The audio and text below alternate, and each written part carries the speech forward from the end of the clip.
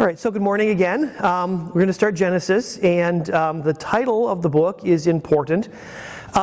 In Hebrew, the books of the Bible are named by the first words of the book. In Hebrew, this book is called Bereshith, in the beginning. Genesis is from the Septuagint, which is the ancient Greek translation of the Old Testament, and it's the Greek word for beginnings. Genesis as a whole is a super important book. I mean, everything sort of has its root in Genesis. If you've been around Lutheran churches at all, you know that we come to chapters 1, 2, and 3 all the time, especially 2 and 3, but 1, 2, and 3 we come back to all the time and again. And then the stories of Israel's beginnings are in there as well, so we come to the stories of Abraham, Isaac, and Jacob a lot as well. You really don't understand the rest of the Bible without first having Genesis as your foundation. And that's in many cases especially true of Genesis 2 and 3, or 1, 2, and 3. So Genesis, the book of beginnings. The way to translate the first verse there, all of our translations, all the English translations, in the beginning God created the heavens and the earth. But the Hebrew word there, and it's on your handout as Bereshith, is a difficult word to translate because it's not just a prepositional phrase. The grammar there would suggest something along the lines of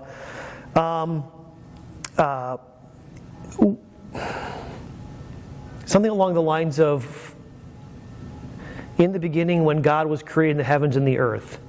That Genesis 1:1 might not be a standalone statement, but more of a dependent clause that leads into verse 2. So you might want to translate it this way. In the beginning when God was creating the heavens and the earth was formless and empty. That might be the way to translate it. So there's some question about what the "in the beginning" means. There are other things that are not questions there. The first one being just the predominance of God in that moment. In the beginning, God. So we're going to look in a second at the Babylonian account of creation, which probably stands in the background of Genesis 1 because it's in the world they live in. So we're going to talk about that a little bit. We're going to see that their creation ideas are much more chaotic than Israel's. Israel's are very clean. In the beginning, God. God was the one who pre-existed. God was the one who calls things into being. And He created. A word which throughout the scriptures does not mean creative in the sense of artistic, but created in the sense of called into being, spoke into existence. So one of the underlying things that we have to talk about in Genesis 1 is the power of God's Word. And hopefully we'll come to that in the section about order from chaos. So to start with then, I'd like to talk about what the creation account really is, and what its purpose is. And the first thing we have to say, because it's what moderns want to do, is that it is in no way intended to be what we would consider a scientific description. At some level, everyone wants to ask the question, how the plants existed before the sun did. There's those sorts of questions about that doesn't make any logical sense. And that's probably true, that there are things in Genesis 1 in particular that don't make particular sense in terms of a scientific approach to things. But Genesis 1 is not predominantly science. Okay, so let's put that aside. It is instead polemical. Genesis 1 is making a case against other versions of the beginning. And in this case, the thing that stands most clearly in the background is a Babylonian, called a myth, called the Enuma Elish. I should have had a slide for that, I'm sorry. The Enuma Elish. And it is a Babylonian epic that describes the beginning of everything, the beginning of the world. So you have two sort of, a sort of pre-existent thing, which is water. I'm just going to read this to you instead of trying to summarize it. I know that's boring, but here it goes. The Babylonian creation epic tells how, before the formation of heaven and earth, nothing existed except water. This primal generative element was identified with Apsu, the male personification of the primeval Sweetwater Ocean, and with his female associate Tiamat, the primordial saltwater ocean, represented as a ferocious monster. From the commingling of the two waters were born the divine offspring. So water pre-exists, and they understand that their water sort of brings to life this sort of being who is associated with fresh water. Because of course, this is less Babylonian, probably more Sumerian, and where the Euphrates and the Tigris empty into the Persian Gulf, they would have this understanding of sort of brackish water. And maybe you guys have seen that, pictures of the Mississippi Delta emptying into the Gulf of Mexico, and just this sort of clear distinction of where the salt water and the fresh water, emerge. So they had this understanding of two different kinds of water. Clearly fresh water was good for drinking, and they could keep alive with it. The salt water, not so much, which probably explains why the being associated with the salt water, Tiamat, is a ferocious monster. First of all, you can't see the end of the Persian Gulf, right? That just extends forever, so it's terrifying. The water will kill you if you try to drink it. Now, I've always thought about that in terms of explorers. I guess I haven't got the exploring gene, but I can't see across Lake Michigan. So I can't even imagine, without having first had a map in my head, of sailing due east on Lake Michigan. Because what's out there? Who knows? No wonder the ancients worried about falling off the edge of the world. You can't see anything out there. It's terrifying. So you have this sort of mythological beginning, water, and then water has these two sort of beings within it, Apsu and Tiamat. And to go on, from the commingling of the two waters were born the divine offspring.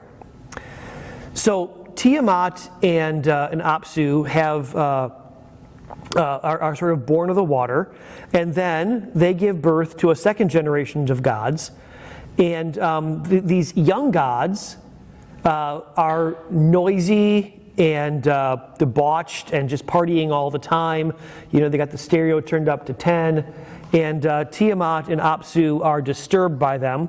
So Tiamat and Apsu decide that they need to wipe out these sort of offspring of theirs because they're just too loud.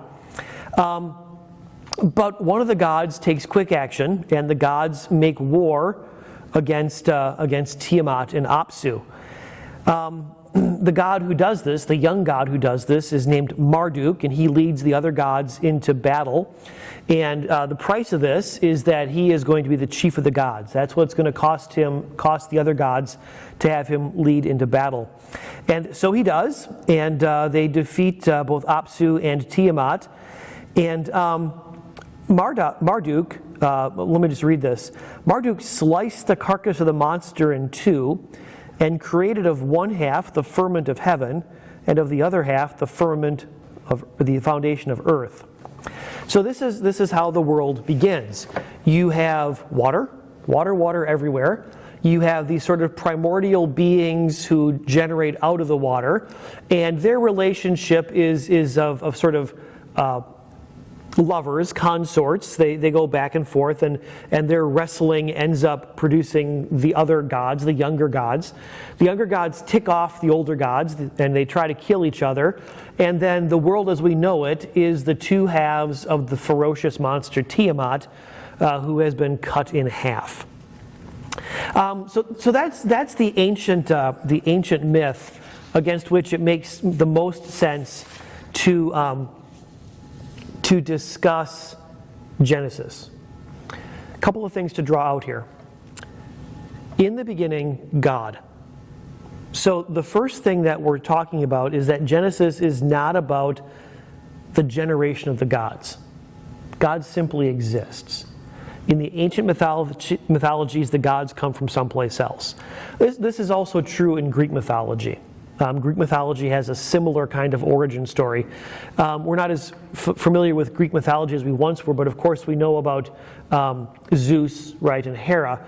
We're a little less familiar in our days with the Titans, who were an older order of gods that produced Zeus and Hera and the other gods, and then made war against them. So it's very similar in Greek mythologies.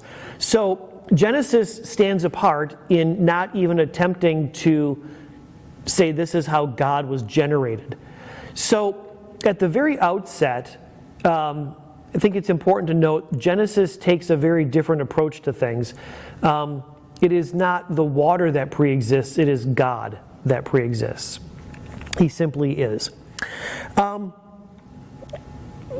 Secondly, the Babylonian account in some ways is designed to justify Babylonian society and Babylonian imperialism, Babylonian thoughts about their own place in the world. So Marduk receives, okay, let me step back here. One thing I forgot to mention from the list, after Marduk has used Tiamat to make the heavens and the earth, then he makes humans because the gods don't want to be bothered with the menial tasks of taking care of the thing. So humans are always sort of in a slave position. And so Marduk takes his position because he's victorious in battle. And in some ways, this is a mythological justification for the king and the royalty and the peasants. This is how it always is.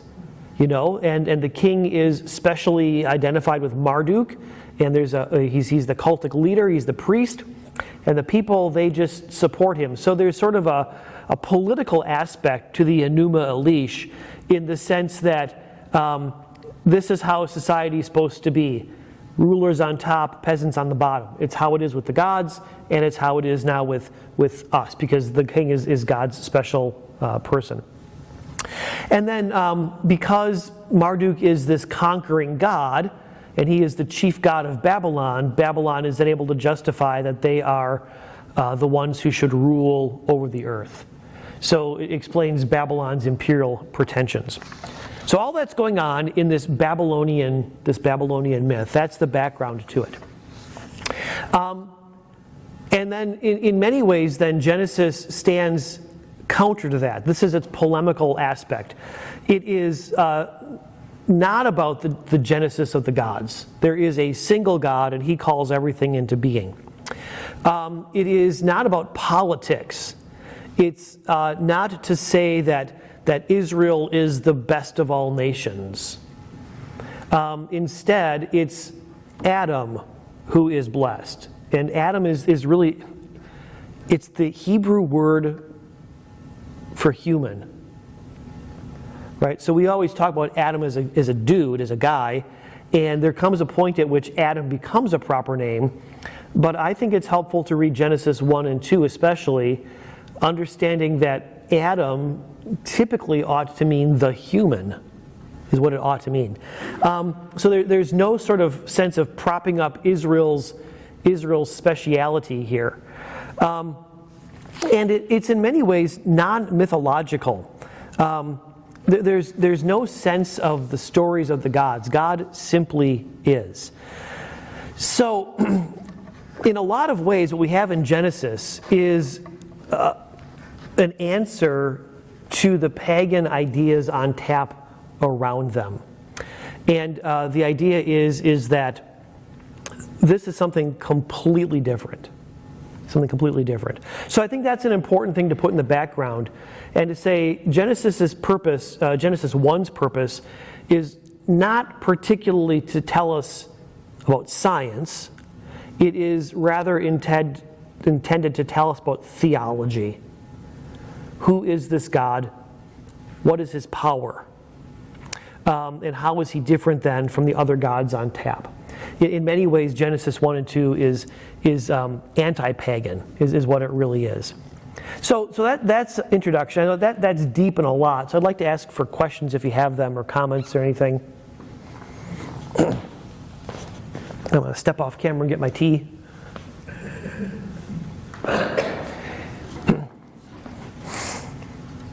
Anybody on that? What is the timeline What is the timeline? of Genesis? I mean, it goes back to the beginning of the world, but it was certainly written a few thousand years later. What is the timeline of the book of Genesis? Right. How do we get it? Well, clearly no one is around for Genesis 1. So that has to be something that a story that God told somebody, presumably Adam. And then how do we get it? We get it the same way that anything would be transmitted. First of all, orally. Adam would tell the story of creation, Genesis 1 and 2. Adam was there for Genesis 3. You could tell that story easy enough. Noah could tell the story of the flood. So probably these things, most likely these things are handed down orally for thousands of years. How did they start with the number? Because you're not, like, after the death of Christ, it was 1 and 1 up. But before that time, what was the number they started with? They Is didn't there, start, they went back. Okay. yeah, they went down. How was time counted is the other question. Okay, so let me stick with Dave here a second Okay. and stick on the question of the how we got Genesis. Oral tradition, memorized. This is honestly not that hard to believe because it's well attested that in ancient Greece, before Homer set the Iliad down into writing, there were bards, poets, who would recite the thing from memory. So there's a long history for the Iliad before Homer gets around to putting pen to paper. So the ancient world holds a lot of things in memory that then get written down. Officially we understand Genesis is one of the books of Moses, that he would be the one who committed it to paper, and that would have been literally thousands of years after the events of the book. So that's how we get Genesis. You have to assume oral tradition, and you also have to assume that, especially in terms of 1 and 2, God himself told the story to Adam. This is how it happened. Sue, your question is about the keeping of time. The keeping of time is always contextual. It always depends on the culture in which you live. So, for example, the Egyptians counted by dynasty. First dynasty, second dynasty, third dynasty. And for the Egyptians, that could take them back to 3000 BC when they sort of knew the first pharaoh. So we count it from the event of Christ. And because the Christian West has been so dominant in the world for so long, we've kind of forced everyone else to do that as well, right? I'm going to guess, though, in the 1700s, when we were first encountering China, the idea that somehow this was randomly year 1750 was weird to Chinese people, because it would have no reference to Christ. So the numbering system that's used around the world is very much Eurocentric. For example, also, the globe is a circle, and the circle has no beginning. And yet, worldwide, Zulu time, 0 time, is Greenwich Mean Time. You know where Greenwich is? It's in London.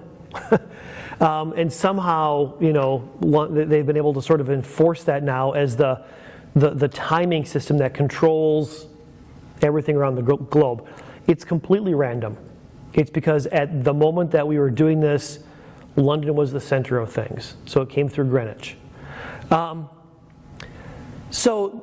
Egyptians counted by dynasties. The Romans counted from the beginning, from the founding of the city. That's actually their language. What is the?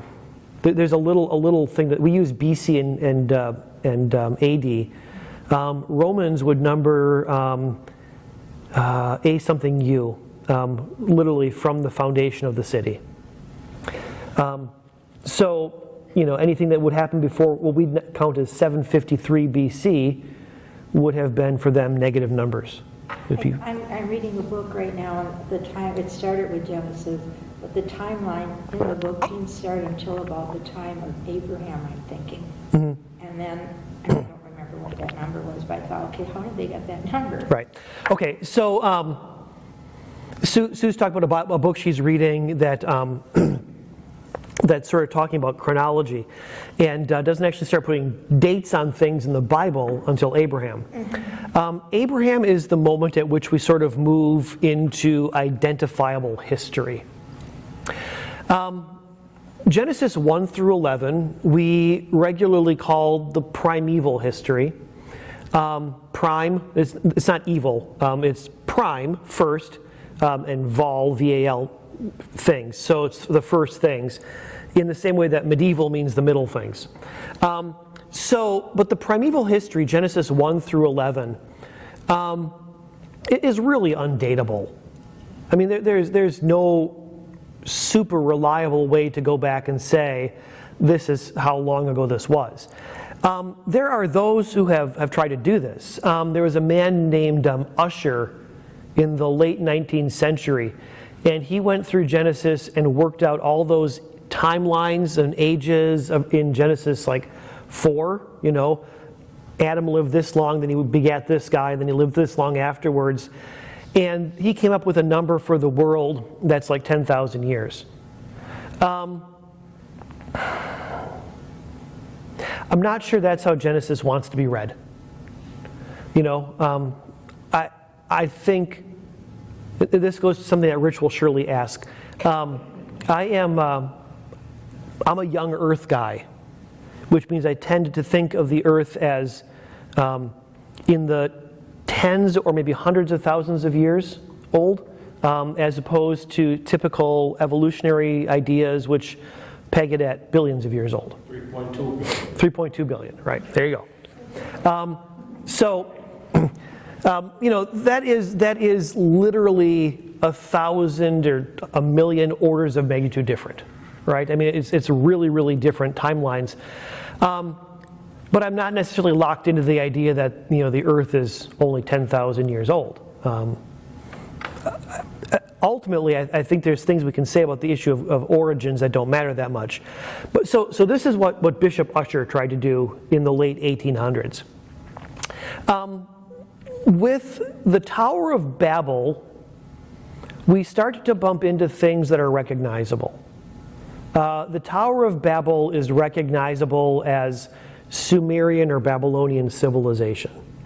And even apart from the Bible, we know that Sumerian civilization started to arise 4,000 BC, 4,500 BC. So we're starting to bump into measurable time.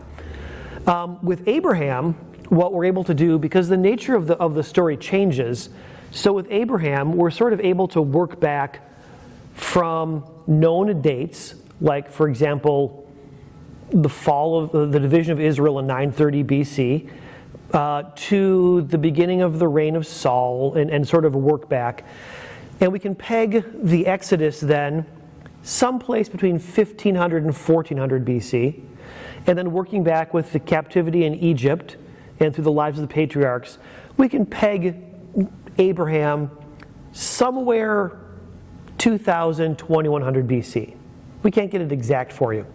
Anyone who tells you they can get you exact is lying to you.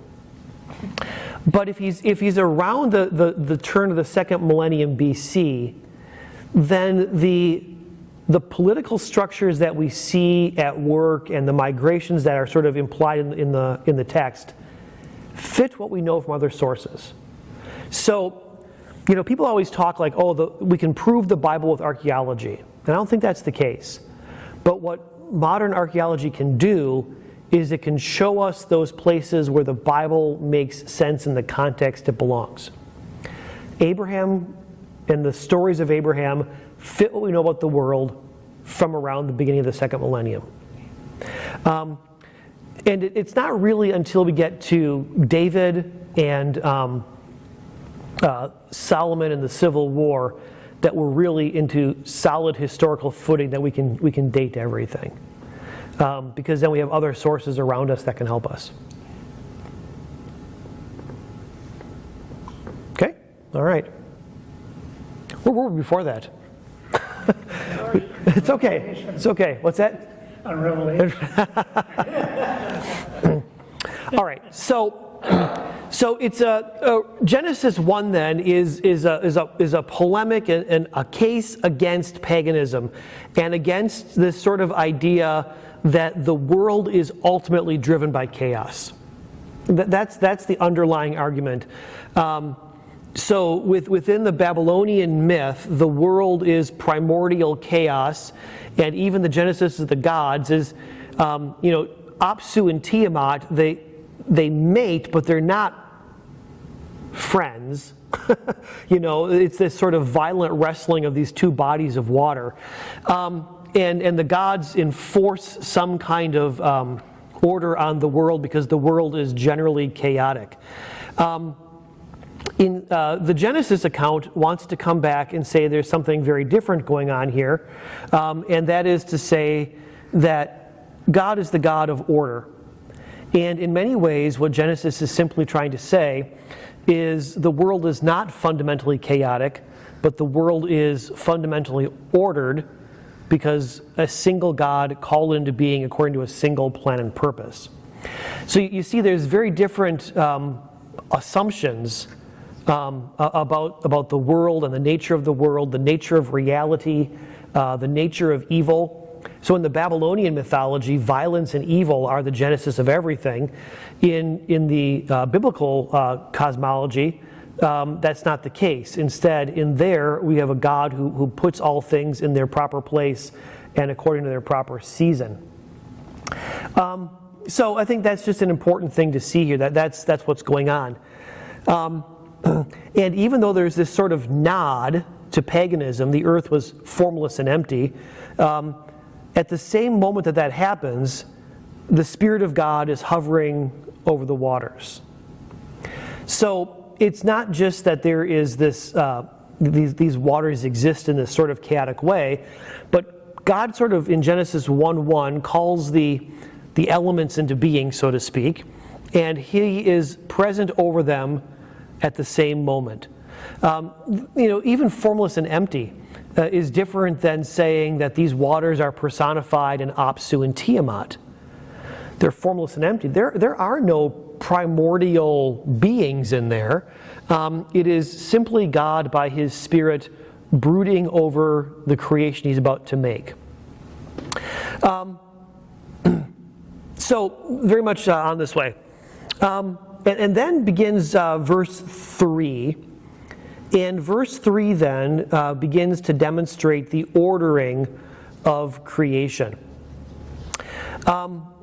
You can look at verses 3 through 5 and you can actually see the pattern that emerges through the whole thing. God speaks. God said, "Let there be light." So He simply speaks it into being. There is called the obedience, the result of God speaking. God said, and there was. This is going to be repeated on the other 5 days of creation. God speaks, and it happens. There is a divine verdict over it. God sees what He created, and it was good. And it was good because He created it. He separated the light from the darkness, called the light day and the darkness night, and there was evening and there was morning, which again repeats every time through the next 5 days, the first day. There is one little grammatical bit there. Every other day is an ordinal number, second, third, fourth. In day 1, it's phrased as a cardinal number. Literally, it says there was evening and there was morning, day 1. Not really sure what to make of that. It's just one of those little quirks along the way. So, First day. what's that? Mine is first day Right, and the vast majority, I think all the English translations translate the first day. and second day, yeah. Right, but in the Hebrew, it would probably be better translated day 1. Okay, but you see the pattern then. God speaks, it happens. There is a divine verdict. There's a naming over it, and then there's a chronological statement. And this repeats over and over again. So again, this is not really about science so much as, as about God bringing order to a world and seeing the world as fundamentally good and seeing the world as fundamentally belonging to God and seeing the world as being fundamentally ordered. Now, that actually has contemporary application because in a world that is increasingly atheistic, that's a dark way to live. You go to a funeral of a non-Christian, and I've heard this over and over again, I've thought it myself, how in the world do they carry on the next day? Right? Because it's just dark. Their loved ones are just gone. Right? It's a very empty way to live. And if you take any kind of God out of the equation, or if you go back to ancient paganism and make it all about power, you end up in really dark places. So this is a thing I noticed when I was in seminary and was working through 19th century Christianity in Europe. I bumped into the philosopher Friedrich Nietzsche. You guys heard of Nietzsche at all? So Nietzsche famously tried to do all of his philosophy without any reference to God. He thought the whole idea of God was just a construct that people had put together, and it was useless. So Nietzsche then developed certain ideas, and they're reflected in some of the titles of his books. But he developed what he identified as the idea of the Superman, and not like, blue tights, right? But the man who realized that morality was just a way to keep the masses down, and if you were strong enough, you could define your own morality. So the book is actually called Beyond Good and Evil. This man, who has the will to do it, he has what's called the will to power, can enforce his own order of things on the world.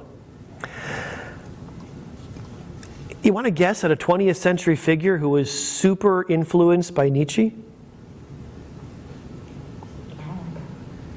Adolf Hitler. Adolf Hitler was able to say, this is how it is. Somehow this man had the will to power to convince an entire nation that Jews and gypsies and undesirables must be exterminated, right? Completely got rid of any notion of morality except his own personal code. And it is just a dark way to live. It's a dark way to live personally. It's a dark way to live nationally. So it has contemporary application as more and more we try to take the idea of God out of the equation. It was interesting. My son Andrew was a philosophy major at Madison. Now, first of all, when you send your child to Madison, you worry about their faith. Is that fair enough? Because let's face it, Madison's a little leftist. And then he's in the philosophy department. And I'm like, oh my God, it's like the perfect storm to destroy a kid's faith. And yet I was so surprised that the professors that Andrew studied with were keen to talk about the limits of a singularly materialistic mindset. They called it scientism. This idea that the only thing you can believe about the world is what you can empirically prove about the world. And they had conversations about notions like justice and notions like mercy and beauty and love. I thought this is remarkable because here are philosophers who recognize there has to be more to the world than just what you can see. So whether it's ancient paganism that believes the world is basically chaotic and violent, or whether it is modern atheism, which leads the same place because everyone does their own thing, you end up with two very dark views of the world. And then you have Genesis that comes in and says, no. There is a God in Israel, a God in the universe, who has called these things into being and who has brought them into being, and they are good. and there is a purpose and an order for the world, and it is good. So it's just, again, a very, very different way of looking at the very nature of the world. That's what Genesis is driving for. That's what Genesis 1 is driving for. The world is good. Everything in its place, everything in its way. And then in some ways, once you sort of get cooking in the thing, you see that coming out.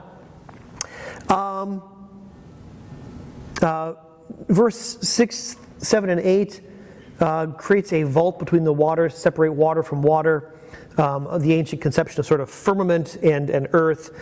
The vault is called sky, the second day.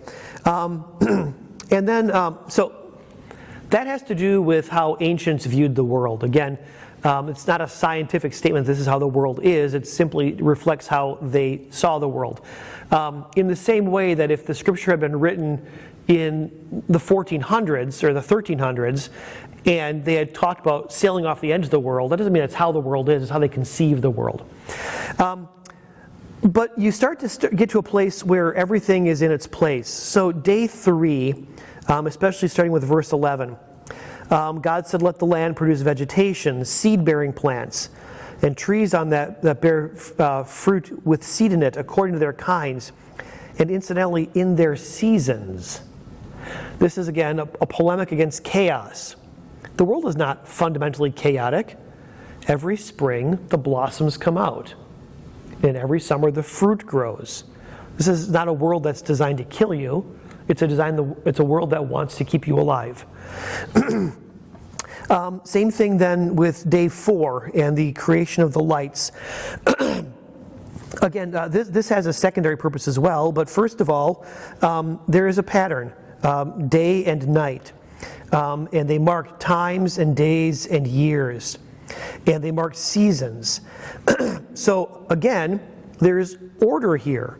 It's not just that the world is chaotic, you can predict it.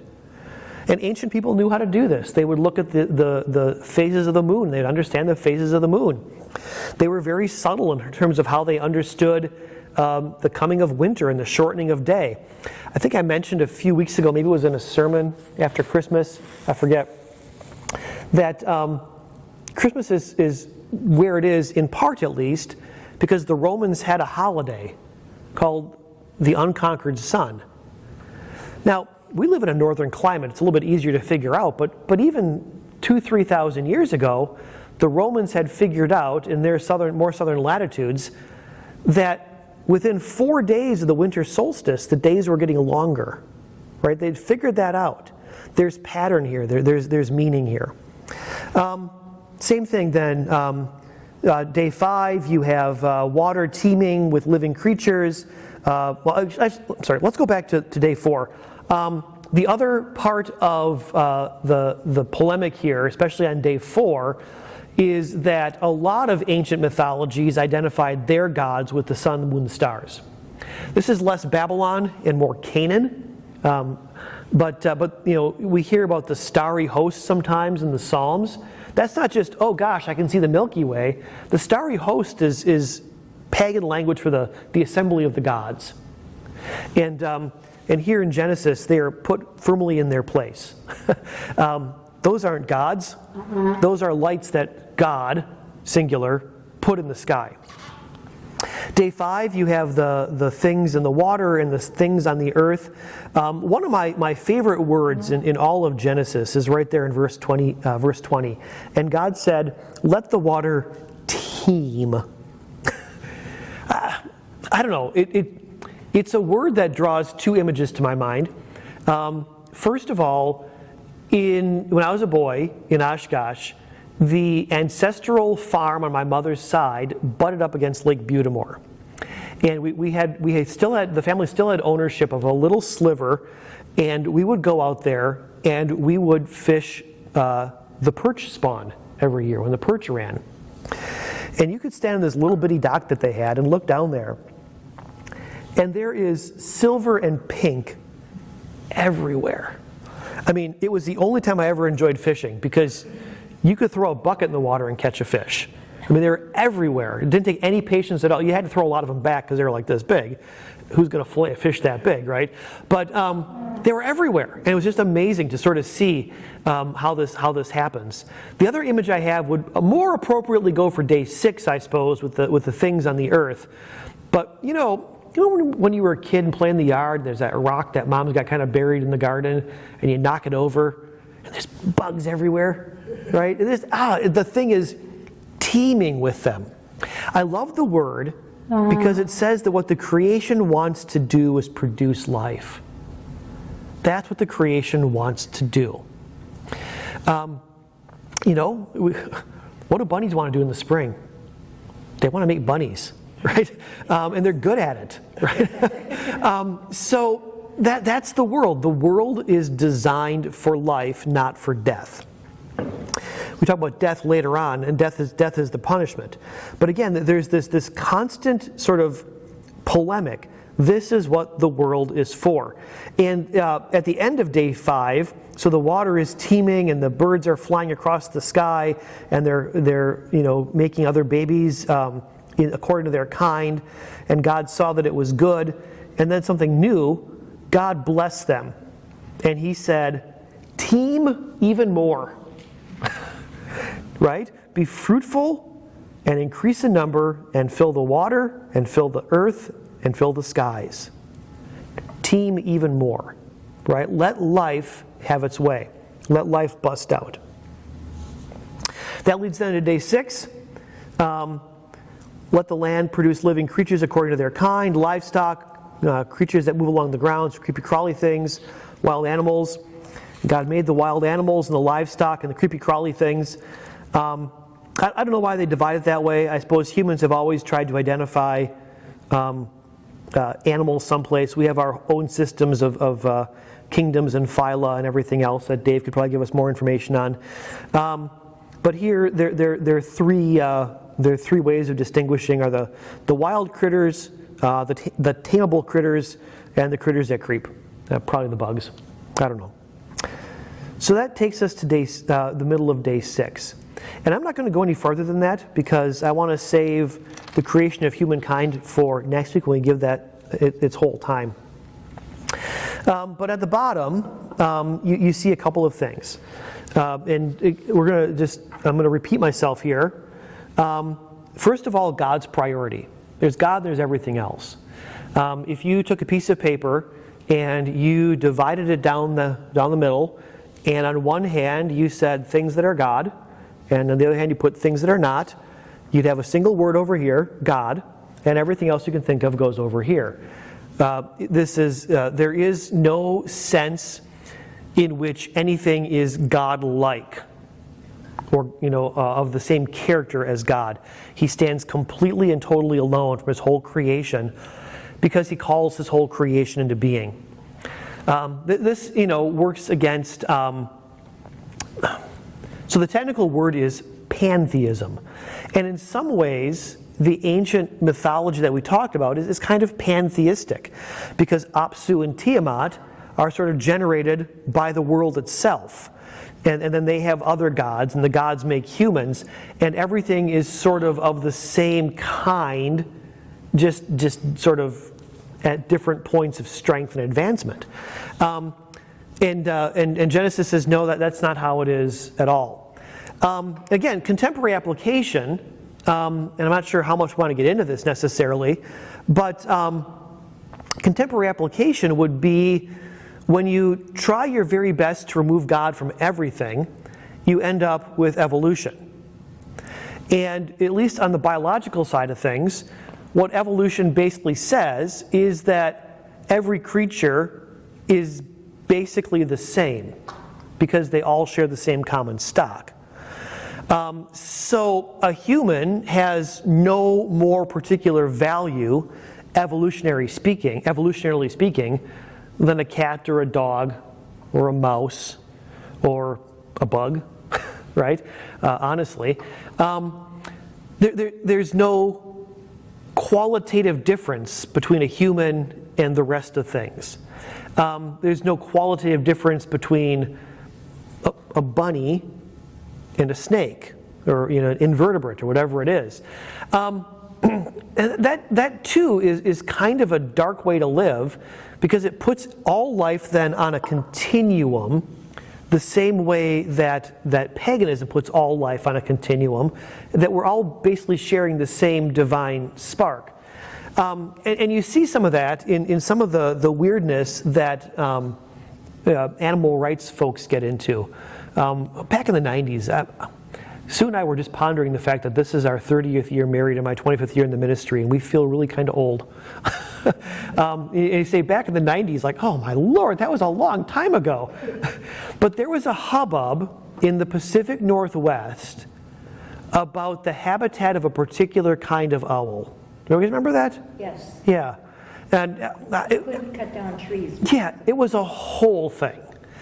Now, I'm kind of two minds about the whole thing. On the one hand, I think it's kind of irresponsible to destroy habitat and push species to extinction. I don't think that's a great idea. But I think the thing that I took out of that, it was like a spotted owl? What was that? I don't remember anymore. But I think the thing that I took out of it was the moral equivalency that they drew between human need and animal need. Right? That was the thing that I thought was out of place. I think there's a great place for environmentalism. I often describe myself as a Roosevelt Republican, and I guess that's part of it. I think you ought to be responsible with the world that God gave you. I'm pro Clean Water Act.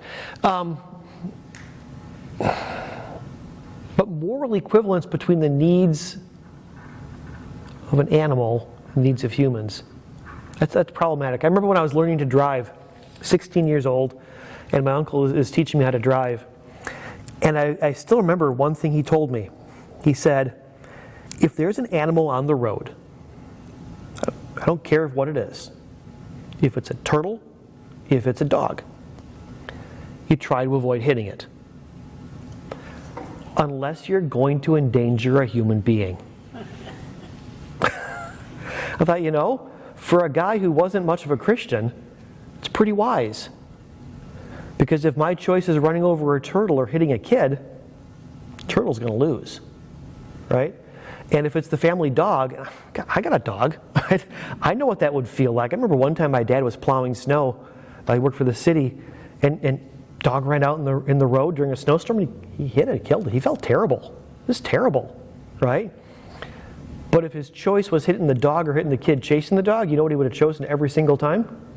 The dog, right? There is a moral equivalent. There is not a moral equivalency. There's a moral difference. So,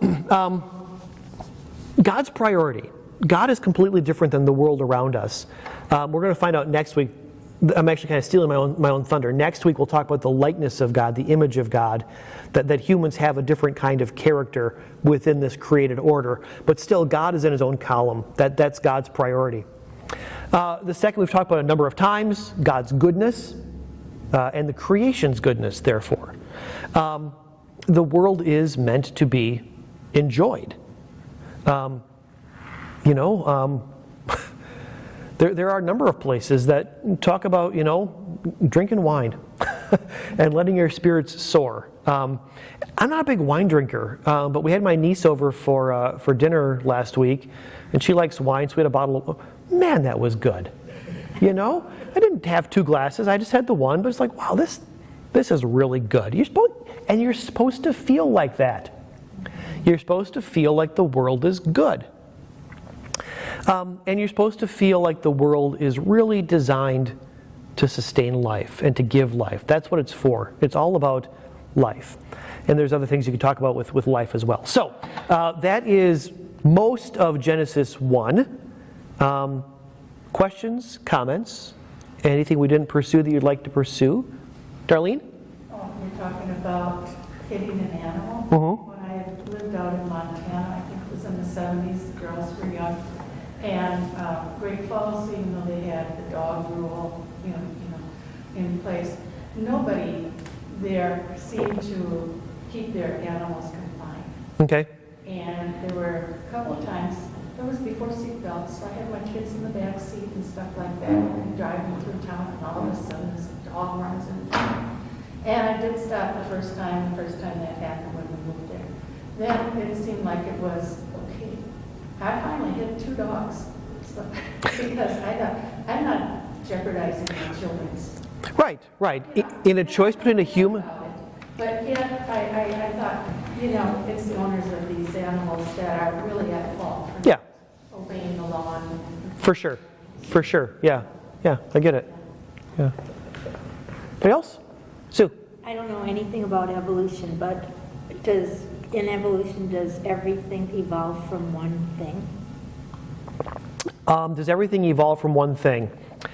I'm not an expert. I think, though, that in contemporary thinking, probably not. It's not like suddenly there was one amoeba. It was suddenly amoeba sort of developed as a population. Simple things developed as a population, and things grew out of it. So I don't think it comes down to just like one single moment when suddenly there was life. I think it is more along the lines of very simple life developed and more complex life developed out of it. Teaming. What's that? Teaming, right, yep. The primordial soup that teems with life, yeah. Anybody else? Yeah, when did the dinosaurs come in? When did the dinosaurs come in? Day 5 and 6. Yeah. Right? Day 5 and 6. I have found out that there are some Christians who think that dinosaurs are fake. Oh, they're not. That there was no such thing as a dinosaur. Well, why not? Why couldn't there be a dinosaur? They found the bones, right? And why couldn't there be a dinosaur? And people are like, well, what happened to them? Anybody care to wager a guess? Climate change. They died. Think the Earth is flat? What's that? Are they the same ones who think the Earth is flat? I don't know. It's a weird thing, though. It seems to be obvious that dinosaurs existed because, I've been to museums. I've seen the fossils. Like, that's awesome, What happened to them? Well, they went extinct. Like 1,000 other species went extinct. It happens. So we'll talk about that more maybe with the flood. What happened to the dinosaurs? All right. If nobody else has any questions, let's close with a prayer. Heavenly Father, we thank you for our time together, and we thank you for the lessons set before us, and we pray, Lord, that we might see you as absolutely unique, as the one source of life who calls all things into being. And as we see things this way, then we would know that as you are good, so your world is good. Grant us this confidence for Jesus' sake. Amen.